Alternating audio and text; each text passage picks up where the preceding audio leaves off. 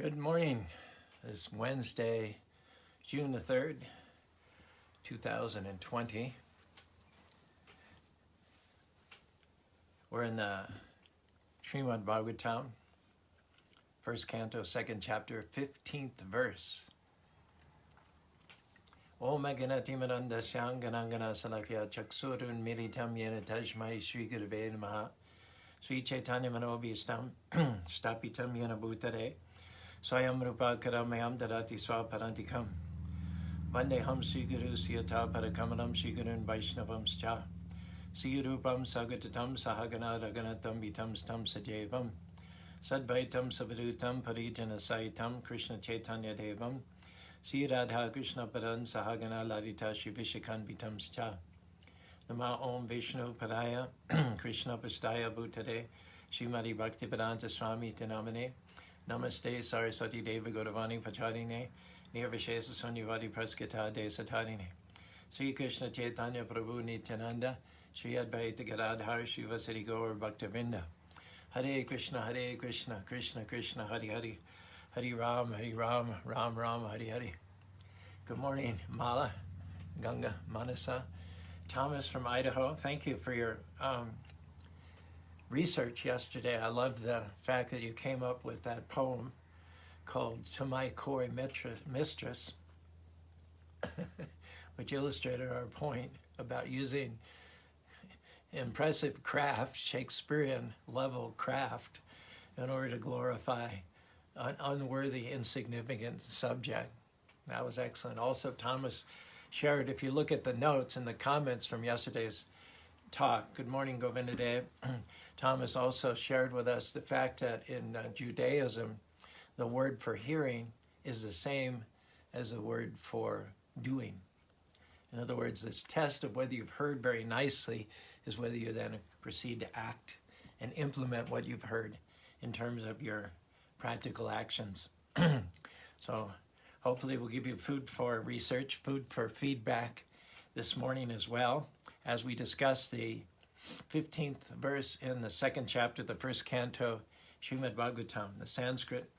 Yad anujashina yukta karma granti nibandanam chindanti kovidas tasya ko na kuryat katam ritam.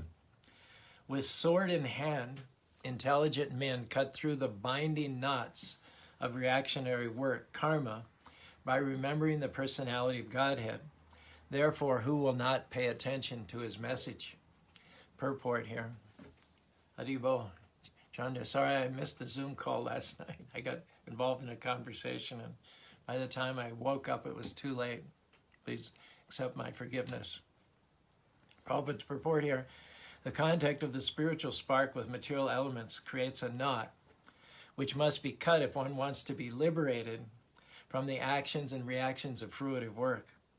Liberation means freedom from the cycle of reactionary work. This liberation automatically follows for one who constantly remembers the transcendental pastimes of the Supreme Personality of Godhead. This is because all the activities of the Supreme Lord, his Leela, are transcendental to modes of material energy. They are all attractive spiritual activities, and therefore constant association with the spiritual activities of the Supreme Lord gradually spiritualizes the conditioned soul and ultimately severs the knot of material bondage. The 7th chapter of the Bhagavad Gita describes the sevenfold material elements, and these encapsulate the spirit soul. 5 of them are physical: earth, air, fire, water, mind, and ether. And then the subtle ones are mind, intelligence, and false ego. And false ego is called ahankara. False ego is the place where matter and spirit join. And that creates going too much over on the material side. When the spirit identifies with matter, that phenomenon is called false ego. And it creates a knot, a granti, aridya grantim. So matter and spirit are knotted by the false ego. And this is true for every soul in this material world. They have the common history of having, you might say, gotten too close to the fire and gotten burned. Although we're spiritual beings, some or other became enamored with the material atmosphere, entered into the material atmosphere. And as we entered into the material atmosphere, we became locked up by this ahankara, this false ego, whereby we misidentify ourselves in terms of this body. If you ask anybody who they are, if you ask anybody to introduce themselves to you, they will introduce themselves, and we are, in actual fact, eternal spiritual entities without beginning, without end, parts and parcels of God. And yet, because of the knot of false ego, because spirit has intersected with matter, instead of introducing ourselves according to our spiritual natures, we say, well, I'm black, I'm white, I'm male or female, I'm American, I'm European, I'm Christian, I'm Hindu, I'm Muslim or Jew. And as if that weren't bad enough, the fact that each and every conditioned soul, each and every embodied soul in this material world is knotted with false ego, is got himself mixed up with material elements. When then proceeding from that initial point of entanglement, they then notice the opposite sex in this material world, then the problem gets vastly more complicated. The knot gets tightened. You've all experienced. If you have a knot that's loosely tied, you can undo it fairly easily. Sometimes there's an emergency. Sometimes there's a need to untie the knot quickly. For instance, if you tied up a llama and you haven't used a slip knot, you haven't used a quick release knot, and that llama starts to get upset about something, he starts to pull and thrash around, there's a danger that that llama can be strangled or it can snap its neck if it reacts suddenly to a perceived threat. And it's very, very important to be able to release that knot immediately in order to save the llama's life. That's why those who are expert in animal handling never tie a regular knot. They always tie a slip knot. It can be quick released. So every one of us has had the experience, either with animate or inanimate objects, of wanting to untie a knot quickly. But if that rope has been pulled tight, it's almost impossible to untie that knot. So we are originally knotted with ahankara, the false ego, the identification of spirit with matter. But that original knot is not necessarily tight, it's loose. However, as soon as we Vishaya Dayatopam Sam Sangatan Bajaya Kama Krota Vijayate, as soon as we start rubbernecking, boys are looking for girls and girls are looking for boys in this material world, then what happens is you stretch that rope and that knot becomes tightened and very, very, very difficult to disentangle. And what are the symptoms of someone who's knotted up tight in this material world? Rishabdev in the 5th canto. Pumsam Sriyamituni Bhavmetan Tayo Mita Ridaya Granta Mahu. Ridaya Granta means the knotted heart. Ato Griha Chetra Suptapta Vitayir Janasha Maham Aham Mam At. The attraction between male and female is the basic principle of material existence. On the basis of this misconception, thinking that when I join with a female, or as a female when I join with a male, I will become complete. Each and every infinitesimal spiritual spark, living entity, Atma, feels himself naturally incomplete in this conditioned world. But the mistake they made is that by allying themselves, joining themselves in matrimony to another incomplete conditioned soul, the mistake they make is they think they'll be complete. The female thinks the male will complete her, and the male thinks that the female will complete him. This is their expectation. And neither one is capable of performing up to the expectations of the other. And therefore, disappointment and bitterness is going to be the inevitable result, through no real fault of either partner, but it's just that they're not complete. They're not equipped in completeness like the Supreme Personality of God it is. Fact is, no matter how many people with whom we're allied in matrimony or by kinship or by bodily extension or by country of our birth, we're all going to feel incomplete, because until we connect as incomplete parts to the complete whole, the feeling of incompleteness is not going to go away. Prabhupada gave the example that 0 is not of any value. But then if you think that you add another 0 to the original 0, that some or other you're giving value to it, it's not the case. You can have 1 0, 2 zeros, 10 zeros, 100 zeros, a million zeros, and there's still no value there. The key is to put the 1. Then 1 0 becomes 10, 2 zeros becomes 100, 3 zeros becomes 1,000, and so on and so forth. So similarly, the key to the incompleteness problem is to connect in love and devotion as a servant, as a part to the whole, to the Supreme Lord. However, when we make the mistake of expecting our life's partner, our spouse, to complete us, we're setting ourselves up for disappointment, bitterness, tension, confrontation, and ultimately separation. So on the basis of the misconception that to connect myself with a member of the opposite sex is the whole purpose and basic principle of material creation, one naturally becomes attracted to one's spouse, and then through the spouse there are children, there's property, there's businesses, there are relatives, there are in-laws, and there's wealth. So what happens is that from an initial point of ahankara, you might imagine that knot as being loosely tied, we through the woman, whose name is Stri, which literally means expansion, one begins to expand one's tentacles, to sink down one's roots in multi-directions in this material world, in the form of wife, children, property, businesses, relatives, and wealth. So in this way, one increases one's illusion, tightens the knot to the point where it's almost impossible to untie it. And the symptom of someone who is bound hand and foot in the knot of ahankara, of falsely identifying with this material world, is that the most often repeated words out of their mouths are I and mine. This is verified. They've done surveys over the telephone, all the thousands and thousands of people that are speaking on the telephone lines.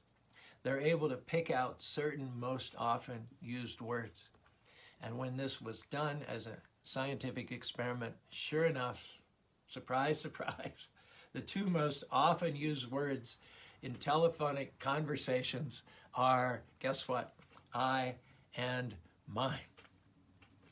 So this whole material world is moving under the spell of womanly attraction. And as soon as a man becomes united with a woman, he becomes a victim of material bondage under a very, very tight knot. And the desires of lording it over, not just identifying with, but now it becomes a very strong thrust to lord it over material nature under the intoxication of the false sense of lordship. They begin specifically after a man's unification with a woman. At that point, he wants a house, he wants land, he wants children, he wants to become prominent in society. His affection for his community and his affection, his patriotism, all of that escalate, his hankering of wealth, all of which is nothing more than a phantasmagoria or an illusory dream, which simply encumbers him and impedes him in his ultimate progress towards self-realization and going back to home, back to Godhead.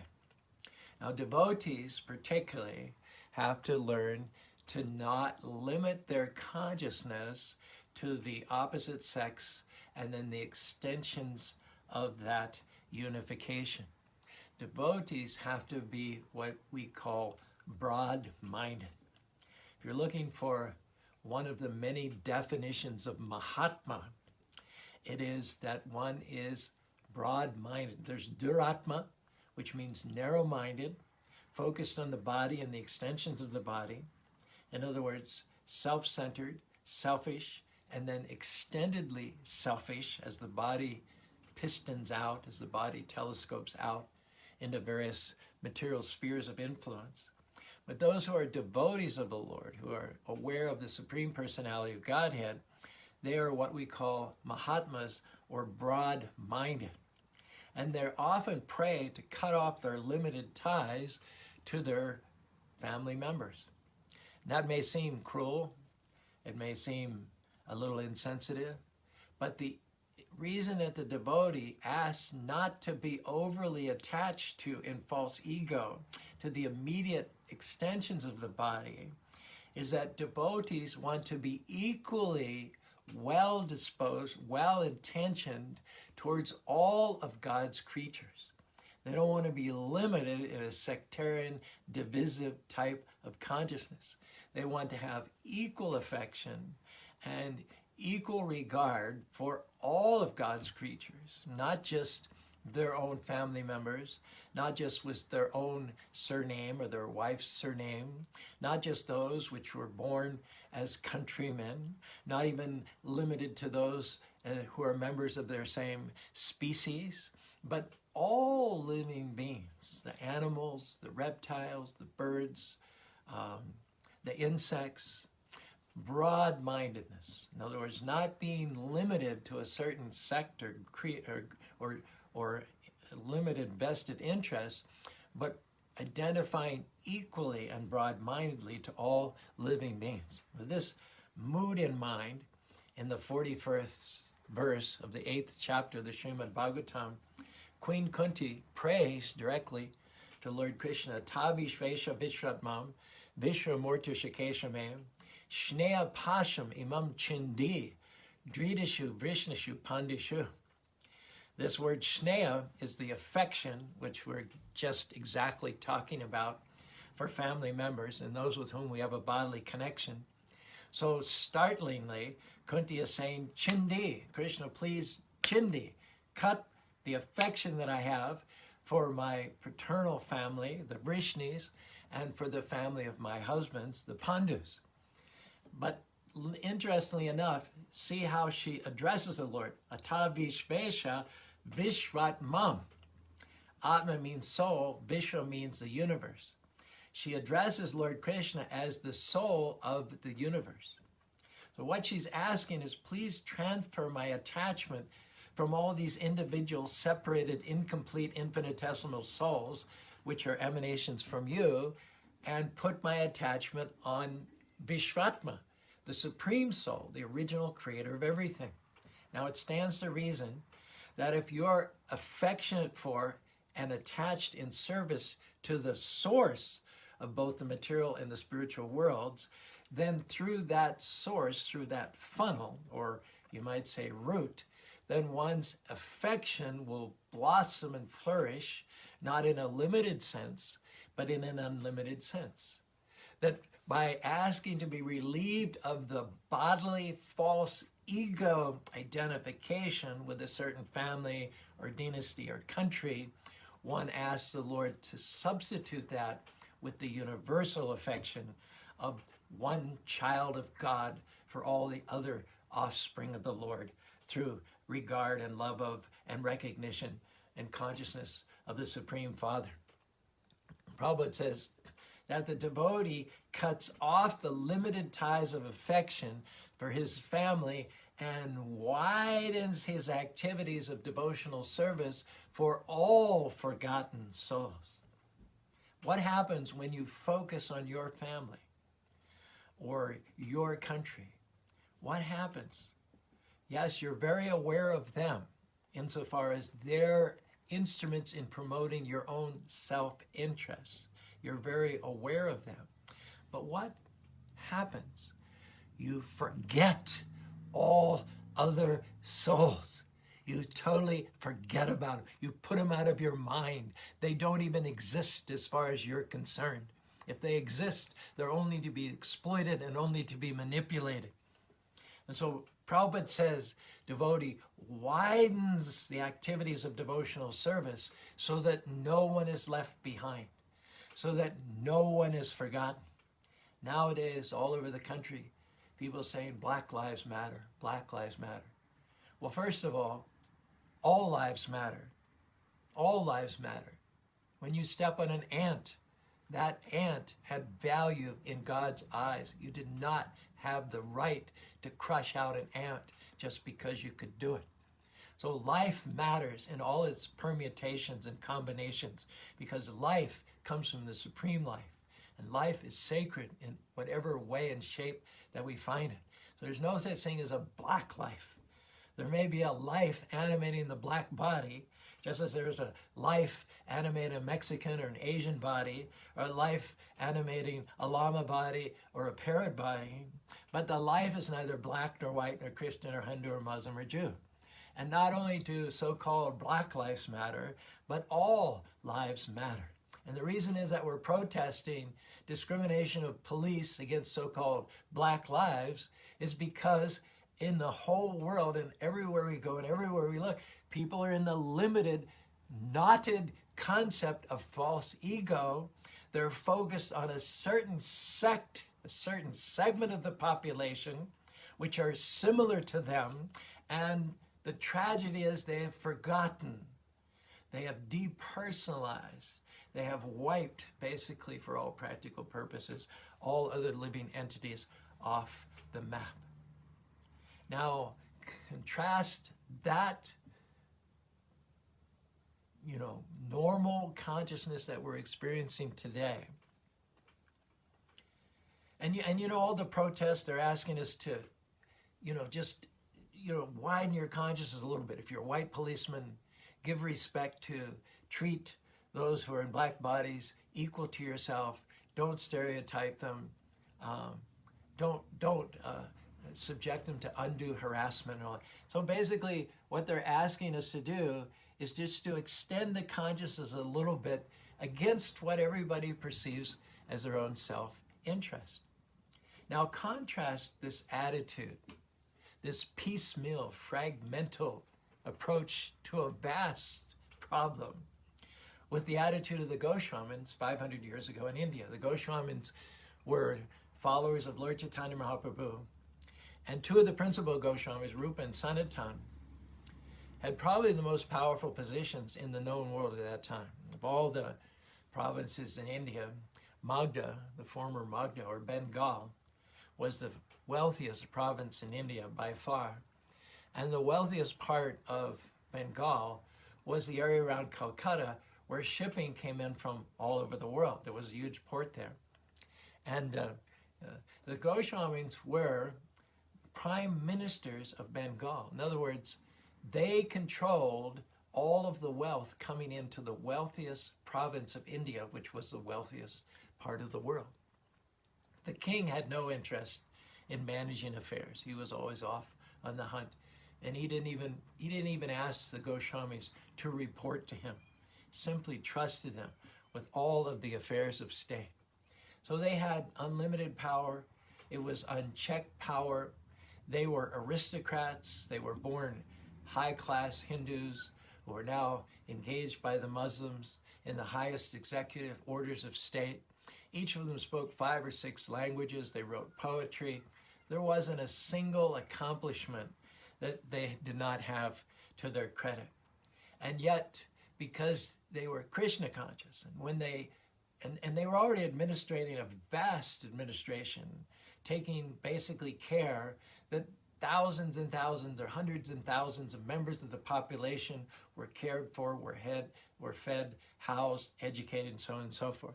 So already by the material standard, they were great philanthropists. They were great altruists. They were doing great work for many, many, many thousands of people on their behalf. However, when they met Lord Chaitanya Mahaprabhu, their consciousness took a quantum leap outward, horizontally. They widened their consciousness. And they felt that to maintain their positions of sovereignty over this soul state and over these soul citizens in this one location, in one country, on one earth, was insufficient now, considering their newly expanded and broadened consciousness.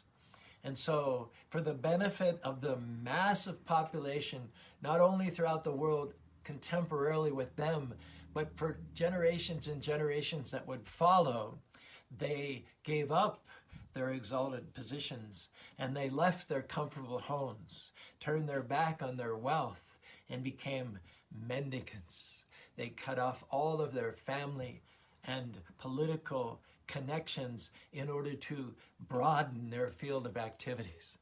They wandered and excavated the holy places of pilgrimage in Vrindavan, which was the place where Krishna had appeared thousands of years ago.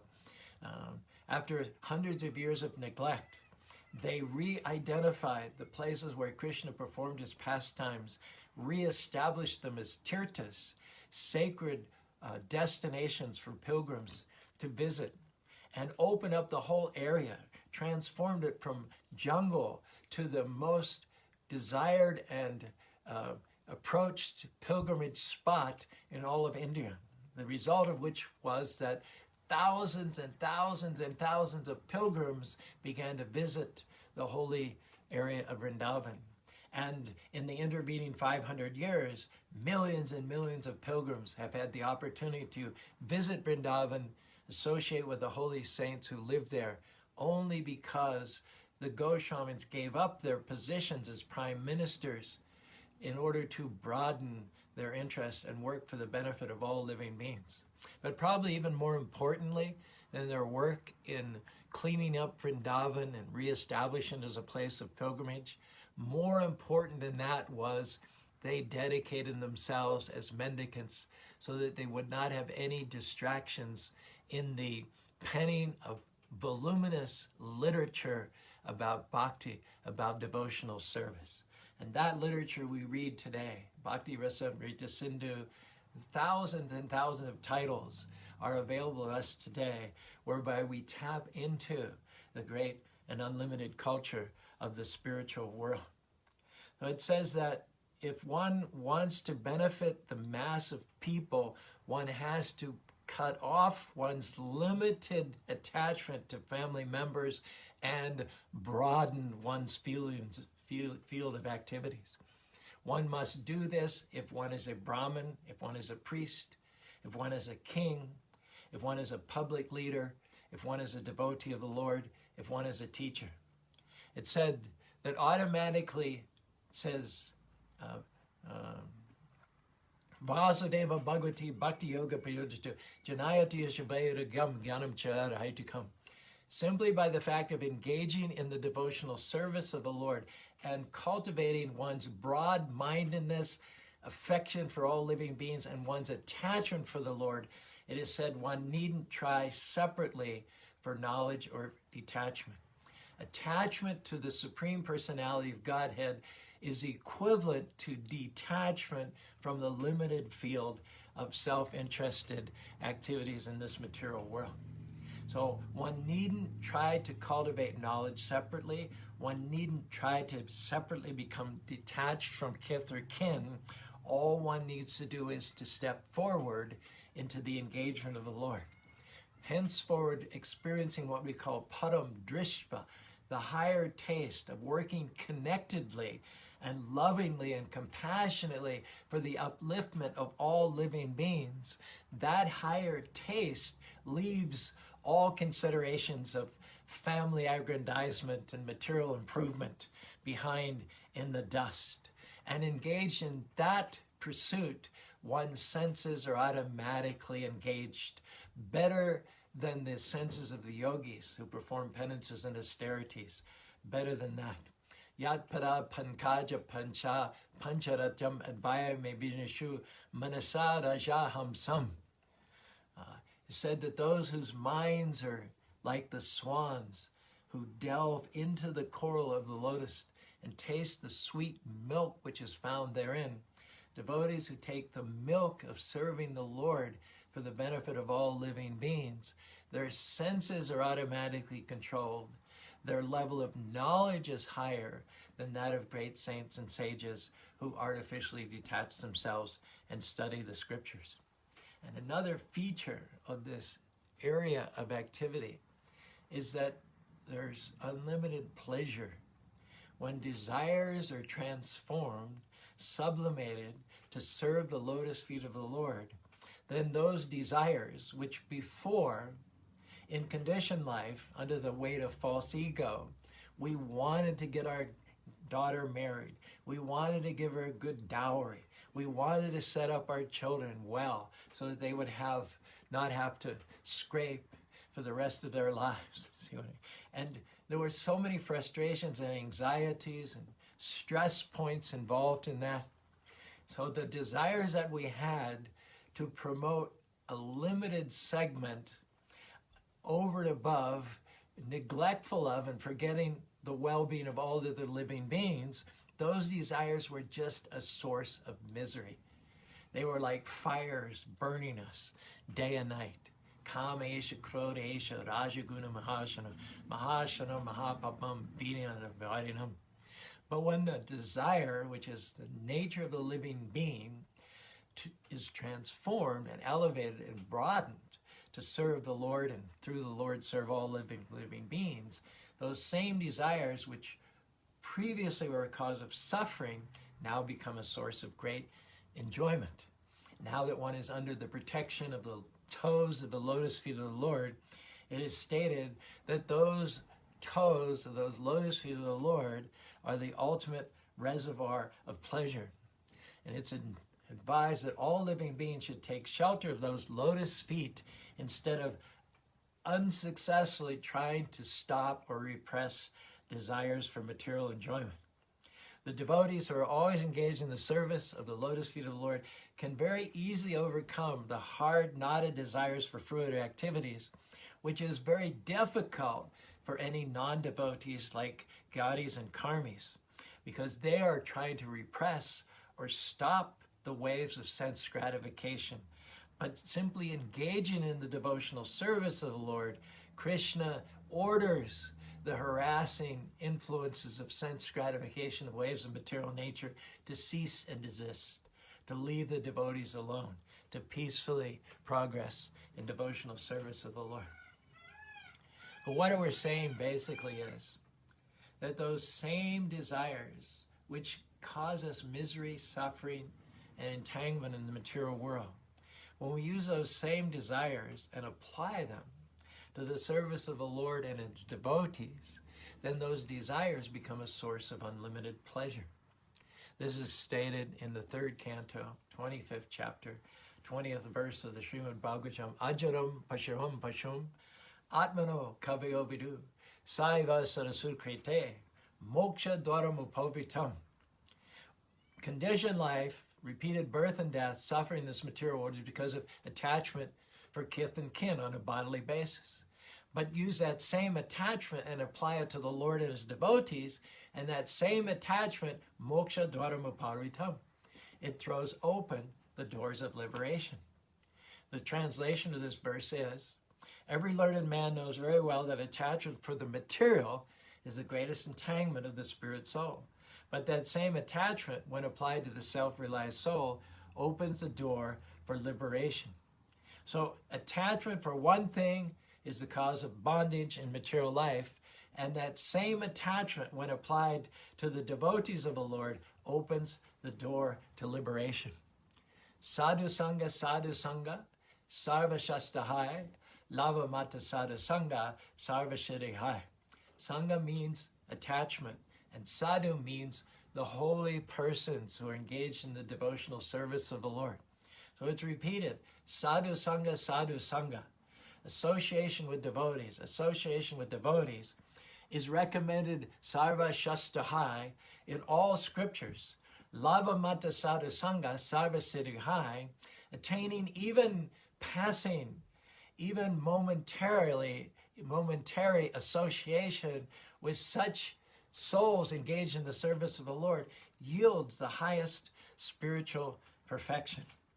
Now, when you get the association of people who are engaged in service of the Lord, one thing you cannot expect from them, one thing you cannot expect from such people is to get instruction from them on how to improve your material condition. No. What you can expect from them is to get instruction how to cut the knot of the contamination of material attraction. And here Continuing on with the purport to this verse by Srila Prabhupada, liberation from material bondage is therefore a byproduct of devotional service. Attainment of spiritual knowledge is not sufficient to ensure liberation. Such knowledge must be overcoated with devotional service so that ultimately the devotional service alone predominates. Then liberation is made possible. Even the reactionary work of fruitive workers can lead one to liberation when it is overcoated with devotional service. Karma overcoated with devotional service is called karma yoga. Similarly, empirical knowledge overcoated with devotional service is called jnana yoga. But pure bhakti yoga is independent of such karma and jnana because it alone can not only endow one with liberation from conditional life, but also award one the transcendental loving service of the Lord. The active principle is devotional service. Without devotional service, pursuit of knowledge does one little good. Without devotional service, detachment from material affairs is not that helpful. But when they're overcoated with devotional service, then those processes are successful. However, devotional service itself is not dependent upon either the cultivation of knowledge or detachment from the material world. It's capable of standing alone, as we said before. Vasudeva Bhagavati Bhakti Yoga Prayodhita Janayati Yashabhayodagam Gyanam Chiyad Ayudikam. By rendering devotional service under the Supreme Personality of Godhead Sri Krishna, one immediately acquires causeless knowledge and detachment from the world. Now, once again, our theme this morning is that detachment does not mean negation. Detachment just means negation of the negative, but it does not mean negation of the positive. Detachment means negation of the non-essentials, which are all the paraphernalia and bric-a-brac that come along with misidentification with this body. We negate that which is non-essential, which is not crucial to the liberation of the soul and the progressive march back to home, back to Godhead.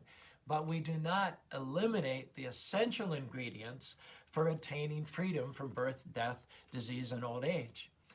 Eliminating the negative form, the material forms, does not mean nullifying the positive, the spiritual forms. The fact is that when the positive spiritual form is realized, then the negative forms automatically drop by the wayside. Hence, therefore, with the cultivation of bhakti and the application of the positive service of the positive living entity to the positive Lord, one naturally becomes detached from inferior things by having developed a higher taste. One is now attached to superior things. Therefore, the bhakti process is the supermost occupation of the living being, and it in of itself is capable of leading the material entity out of the entanglement of material enjoyment. Savai pum sam paro dharmo yato bhakti rahaichiki apatiyata yayatma supersedati. The highest occupational pursuit of the living entity is that which leads to uninterrupted and unmotivated devotional service of the Lord, because that and that alone will completely satisfy the self. Last bit here in Prabhupada's purport. Therefore, any sensible man who is above the average man with a poor fund of knowledge must constantly remember the personality of Godhead by hearing about him, by glorifying him, and by remembering him, and by worshiping him always without cessation. That is the perfect way of devotional service. The Goswamis of Vrindavan, who are authorized by Sri Chaitanya Mahaprabhu to preach the bhakti cult, rigidly followed this rule and made immense literatures of transcendental science for our benefit. They have chalked out ways for all classes of men in terms of the different castes and orders of life in pursuance of the teachings of Srimad Bhagavatam and similar other authoritative scriptures. Deya patrakalatadishu atmasenushu ashatmasi tesam pramatani asanapi asadesharam. Those persons, on the other hand, who are devoid of Atma Tattva, devoid of knowledge of the souls, never even inquire into the problems of life, being too attached and too dependent upon the fallible soldiers of wife, children, cousins, uncles, aunts, and fellow countrymen. They are confident that in the association of these fallible soldiers, they will achieve everything desirable that there is to achieve in life. And yet each and every one of the members of their so-called little army is fallible. They are all inevitably going to be destroyed in due course of time. And yet, mistakenly placing their confidence and their trust in their family members, they waste the valuable time of this human form of life. They neglect the inquiry after the absolute truth, following the ways of the great authorities, and they're totally blind of and ignorant of their own inevitable destruction. On the other hand, devotees of the Lord, they consecrate everything, their lives, their energy. They have their wives, their families, just like everyone else, but they utilize everything that comes within their sway of influence in the service of the Lord. This way, everything becomes consecrated. The knots of false ego, first of all, loosen and can be untied. The Lord promises that for those who are engaged in his devotional service, he personally will come down.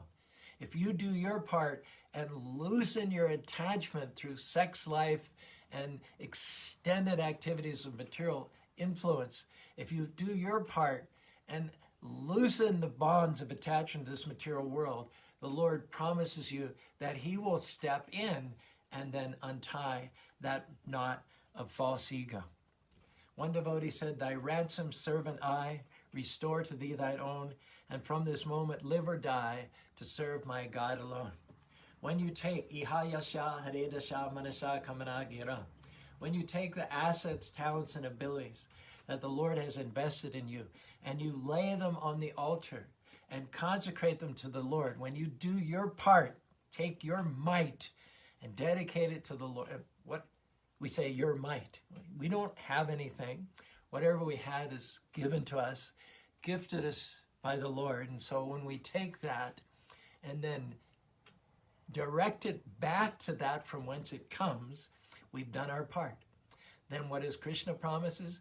Tesham evanu kampartam aham aganam jamtama nisyami atmabharsho gyanadipana bhashvaram. Krishna says, if you do your part, I, dwelling within your heart, destroy with a shining torchlight of knowledge the darkness born of ignorance.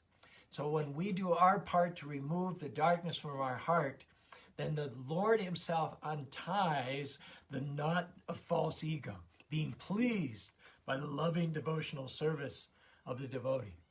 This is the contract. This is the convent. What is it called? This is the convent. Yeah, convent? No. Covenant. This is the covenant that the Lord makes between ourselves and the devotees. That by studying the Bhagavad Gita under the guidance of a bona fide spiritual master, by coveting the association of like-minded souls who are following the Lord after the ways of the Bhagavad Gita, a soul can become completely pure, completely surrendered to the Supreme Lord, and get the supreme benefit of engagement in the devotional service of the Lord. And as we increase and advance and mature in our devotional service of the Lord progressively takes charge more and more completely and more fully frees us from the hard, knotted, materialistic entanglements. So we want to become free and of the negatives, the non-essentials, the negatives in this material world, but we want to emphasize the positive, the essentials. And so in conclusion, we can even go so far as to say that whereas we want to cut, we want to eliminate, we want to eradicate the hard, knotted attachment, the hunkar, the false ego for this material world, we want to nevertheless replace it with another type of knot that just as tightly and just as attachedly we were to matter. We want to transfer that identification. We're going to transfer that ego just as tightly, even more tightly, to the lotus feet of Krishna. And therefore, we'll conclude our discussion today with this verse from the Antya Lila, 8th chapter, 3rd verse of the Chaitanya Charitamrita. Jaya Jaya Avaduta Chandra Nityananda Jagat Mandalita Yena Divya Prema Fanda. Here's the prayer which the devotee lays out before the Lord. All glories to Lord Nityananda, the greatest of mendicants, who bound the entire world with a knot of ecstatic love of God. We want the knot of false ego, of material attachment, entanglement, of limited vision to be untied by the hand of the Lord. And then in replacement, we want, because we have to be attached. We're not made in such a way as to be detached. We have to be dependent. And so as long as we're going to be attached and be dependent, then we invite the Lord in. Please take the heartstrings, my heartstrings, and you tie them to your lotus feet so tightly that I can never again stray away from my shelter as an atom at your lotus feet. Ainanda danuja kinkaram paditam mam vishameva krupaya tava para pankaja stita de la sadidish vichintayam. My Lord, I strayed from, I forgot your lotus feet once, but my abject prayer to you is, please bring me back as an atom at your lotus feet, tie me there, bind me there, and never let me be so foolish as to depart from your shelter ever, ever again. Hare Krishna, Krishna Krishna, Hare Hare, Hare Rama, Rama Rama, Hare Hare. Just a footnote, yesterday and in previous days, some of you have had your own insights, your own comments, and you've contributed those in the comment section. We heartily encourage you to do so, because this will only expand upon the theme. This will increase our realizations and make us, those of us who gather every morning, Monday, Tuesday, and Wednesday for our Srimad Bhagavatam discussions, it will also bind each and every one of us more tightly to each other in love and knowledge and realization. So our encouragement is, please participate, please interact to the full extent, and that will only make everything more pleasing, more transcendental, and more religible. Hare Krishna, Krishna Krishna, Hare Hare, Hare Rama, Rama Rama, Hare Hare.